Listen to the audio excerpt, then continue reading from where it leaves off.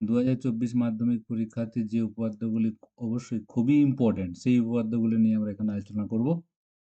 তো সবার ১ম এ যে উপপাদ্যটা খুবই ইম্পোর্টেন্ট সেটা হচ্ছে কি না, কোনো বৃত্তের একটি বৃত্তচাপের দ্বারা গঠিত সম্মুখ কেন্দ্রস্থ কোণ ওই চাপের দ্বারা গঠিত যেকোনো বৃত্তস্থ কোণের দ্বিগুণ। এটা খুবই ইম্পোর্টেন্ট।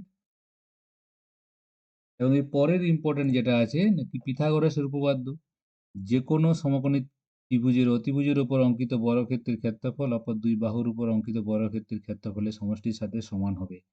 এটাও খুব ইম্পর্টেন্ট। এর বিপরীত উপপাদ্য যেটা আছে, পিথাগোরাসের বিপরীত উপপাদ্য যেটা, যেকোনো ত্রিভুজের একটি বাহুর উপর অঙ্কিত বর্গক্ষেত্রের ক্ষেত্রফল অপর দুই বাহুর উপর অঙ্কিত বর্গক্ষেত্রদ্বয়ের ক্ষেত্রফলের সমষ্টির সমান হলে প্রথম বাহুর বিপরীত কোণটি সমকোণ হবে। এটাও খুব খুব ইম্পর্টেন্ট।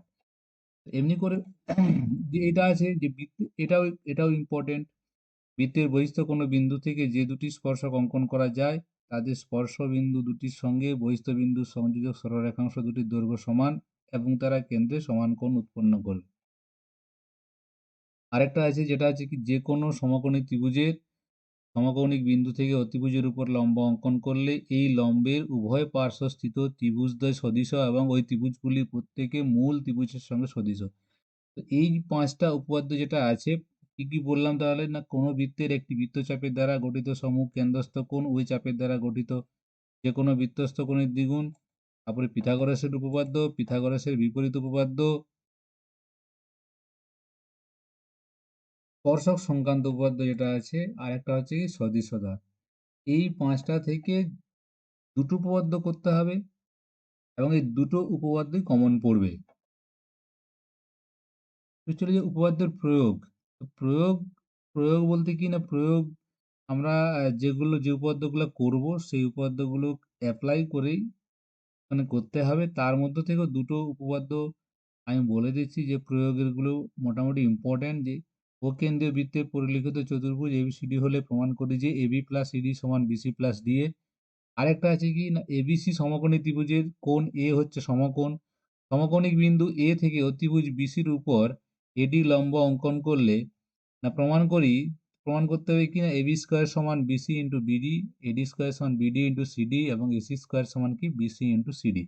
তো এগুলো থাকবে। এছাড়াও একটা আছে, এবিসিডি চতুর্ভুজের এ বিন্দুকে কেন্দ্র করে একটি বৃত্ত অঙ্কন করা হলো যেটি বি সি ও ডি বিন্দু দিয়ে যায়।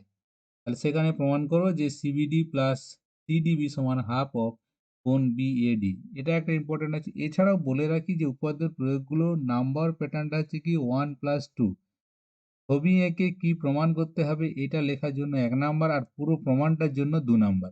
তাই বলেছি যে যদি কমন না পাও তাহলে ছবিটা এঁকে ফেলবে। ছবিটা যদি এঁকে ফেলতে পারো আর কি প্রমাণ করতে হবে যদি লিখে ফেলতে পারো তাহলে শুধুমাত্র তুমি 1 নাম্বার পাবে। 2 নাম্বার তুমি পাচ্ছ না। প্রমাণ যদি করতে নাও পারো তাহলে 2 নাম্বার পাচ্ছ না, 1 নাম্বার কিন্তু পেয়ে যাবে। এবার সম্পাদ্যের ক্ষেত্রে বলে রাখি, সম্পাদ্যের ক্ষেত্রে না পরিবৃত্ত পড়বে। যে কোনো একটা ত্রিভুজের পরিবৃত্ত অঙ্কন, কারণ গতবারে অন্তর্বৃত্ত পড়েছে, তার আগের বারও অন্তর্বৃত্ত পড়েছে, তো এবারে পরিবৃত্ত পড়ার চান্স আছে। এছাড়াও স্পর্শক না বৃত্তের কেন্দ্র থেকে 7 সেমি দূরে। তো সম্পাদ্য কি না, এটা বৃত্তের একটা স্পর্শক অঙ্কন। যেমন ধরো একটা একটা উদাহরণ হিসেবে আমি বলেছি, যেটা 3 সেমি দৈর্ঘ্যের ব্যাসার্ধ বিশিষ্ট একটা বৃত্ত অঙ্কন করি। বৃত্তের কেন্দ্র থেকে 7 সেমি দূরে বৃত্তটির বহিস্থ বিন্দু থেকে ওই বৃত্তের দুটি স্পর্শক অঙ্কন করি। এই বৃত্তের স্পর্শক অঙ্কন। আরেকটা আছে কি মধ্য সমানুপাতি, যেমন √12, √21, এইগুলো দিয়ে একটা মধ্য সমানুপাতি পড়ার চান্স আছে।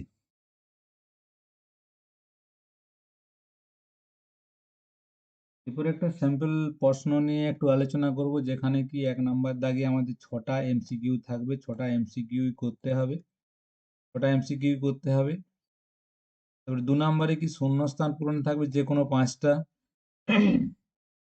যে কোনো 5টা। তো সেই 5টার মধ্যে 6টা থেকে 5টা করতে হবে। কেউ যদি 6টা করেও ফেলে, বা যদি কেউ করেও ফেলে তার অসুবিধা নেই, যেটা ভুল যাবে। যদি 6টায় ঠিক হয় তাহলে প্রথম 5টার নাম্বার পাবে। যদি কোনো কারণে একটা ভুল হয়ে যায় তাহলে ভুলটা বাদ চলে যাবে 6টার মধ্যে। সত্য মিথ্যার ক্ষেত্রেও তাই, 6টার মধ্যে 5টা করতে হবে। তো এখানেও তাই, 6টা চেষ্টা করবে 6টাই করে দেওয়ার জন্য। 6টা করলে কি হবে, যদি কোনো কারণে একটা ভুল হয়ে যায় তাহলে সেই ভুলটা বাদ চলে যাবে। এখানে 2 নাম্বারের যে প্রশ্নগুলো আছে যে কোনো 10টা করতে হবে, 12টার মধ্য থেকে 10টা করতে হবে। এখানেও চেষ্টা করবে ১২ টাই করে দেওয়ার জন্য। এবারে পাটিগণিতের ক্ষেত্রে ৫ এর দাগে যে পাটিগণিতের ৫ নাম্বারের অঙ্কগুলো থাকবে, তো এখানে এরা অংশীদারি কারবার অবশ্যই করে যাবে। অংশীদারি কারবার যে অধ্যায়টা আছে, অধ্যায়টা অবশ্যই ভালো করে করে যাবে। সমাধানগুলো সমাধান করো, সমাধানটা করবে। সমাধান অবশ্যই থাকবে। হ্যাঁ? সহজ, আশা করছি সহজ থাকবে এটা। উপপাদ্যগুলো তো বললাম। আরেকটা হচ্ছে কি যে এইখানে ত্রিকোণমিতির যে মান নির্ণয় থাকে, মান নির্ণয়। তো এখানে কি হয় শুধুমাত্র মানগুলো বসিয়ে দিয়ে সমাধান করলেই এখানে x এর মান বেরিয়ে যাবে বা ওখানে যা দেওয়া থাকবে শুধু মানগুলো বসিয়ে দিলে মানটা নির্ণয় করা যাবে। কেউ যদি মানটা ক্যালকুলেশনটা নাও করতে পারে, শুধুমাত্র যদি মানটা বসিয়ে দিয়ে চলে আসতে পারে, তাতেও তার সে ১ নাম্বার পাবে। কারণ 1 + 2 এই প্যাটার্নে এখানে থাকে নাম্বারটা। ঠিক আছে? আর এখানে হাইট অ্যান্ড ডিসট্যান্স যে অঙ্কগুলো এগুলো আছে। গতিবেগ নির্ণয় করতে বলা ছিল এই প্রশ্নটাতে। তো এখানে চেষ্টা করবে কোণ নির্ণয় করার জন্য একটা। আর অবশ্যই লম্ববৃত্তাকার শঙ্কু অধ্যায়টা, লম্ববৃত্তাকার শঙ্কু অধ্যায় থেকে খেয়াল করে দেখবে প্রত্যেকবারই পড়েছে। লম্ববৃত্তাকার শঙ্কুটাও মোটামুটি করে যাবে। আরেকটা আছে সংখ্যাগুরু মান। সংখ্যাগুরু মান নির্ণয় করো। এক্ষেত্রে গিয়ে শুধুমাত্র সূত্রটায় বসিয়ে দিলে পরেই আমরা সংখ্যাগুরু মানটা নির্ণয় করতে পারবো। শুধুমাত্র সূত্রটায় বসিয়ে দিতে পারলেই হবে। এই হলো এবারের মাধ্যমিক পরীক্ষার অঙ্কের সাজেশন।